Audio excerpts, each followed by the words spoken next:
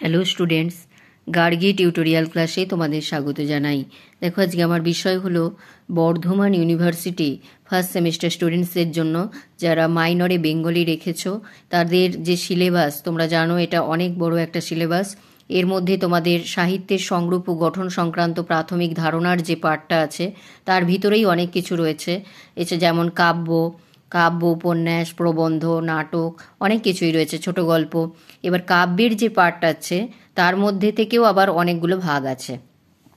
সেই কাব্যের যে পার্ট, আখ্যান কাব্য, গীতিকাব্য, গদ্য কাব্য, এই সমস্ত পার্টের ভাগ করা আছে। তো আমি তোমাদের আজকে যেটা দিয়ে দিচ্ছি সেটা হচ্ছে গদ্য কাব্যের যে বিভাগটা, সেখান থেকে আমি কিছু গুরুত্বপূর্ণ শর্ট কোয়েশ্চেন, বড় কোয়েশ্চেন দিয়ে দিচ্ছি। দেখো, গদ্য কাব্য কাকে বলে? গদ্য ও কাব্যের উপাদানগুলি একত্রিত হয়ে যে কাব্যরূপ গড়ে ওঠে তাকে গদ্য কাব্য বলে। গদ্য কাব্যের দুটি বৈশিষ্ট্য যদি চাই তোমরা এইভাবে 1 আর 2 করে নেবে। 1 নম্বরে বলবে গদ্য কবিতা গদ্যে রচিত, 2 নম্বরে বলবে কবিতার মতো রূপক অলঙ্কারের প্রভৃতি এখানে দেখা যায়, এটা 2 নম্বরে। তারপরে দেখো, বাংলা ভাষায় প্রথম গদ্যকাব্য কে রচনা করেন? রবীন্দ্রনাথ ঠাকুর। কোন কাব্যগ্রন্থে তার উদাহরণ পাওয়া যায়? লিপিকা কাব্যগ্রন্থে।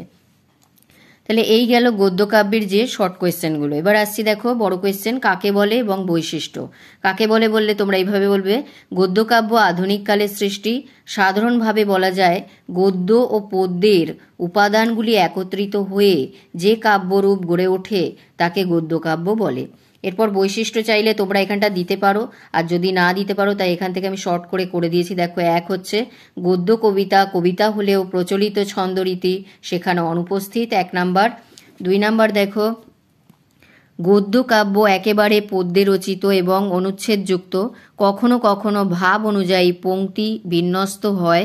তারপরে 3 নাম্বার বলবে শব্দ ও ভাষার লীলাময়তা গদ্যকে কাব্যিক করে তোলে। 4 নাম্বার হচ্ছে রূপক অলঙ্কার প্রয়োগের দ্বারা কবি মনের ভাব প্রকাশ পায়, কবির মনের ভাব প্রকাশ পায়। 5 নাম্বার দেখো, বৈচিত্র্যময় ছন্দ স্পন্দ গদ্য কবিতার প্রাণ। এবং 6 নাম্বার হচ্ছে পর্ববিন্যাস ভাবকেন্দ্রিক। এবং 7 নাম্বার হচ্ছে ধ্বনিবিন্যাস ও শব্দবিন্যাসে পরিমিতি বোধ থাকে। এরপর উদাহরণ যদি চায় তাহলে বলবে বাংলায় রবীন্দ্রনাথ ঠাকুরই প্রথম গদ্য কবিতা রচনায় প্রয়াসী হন তার লিপিকা কাব্যগ্রন্থে। এছাড়া পুনশ্চ বীতিকা এবং শেষ সপ্তক তার সার্থক ব্যবহার দেখা যায়।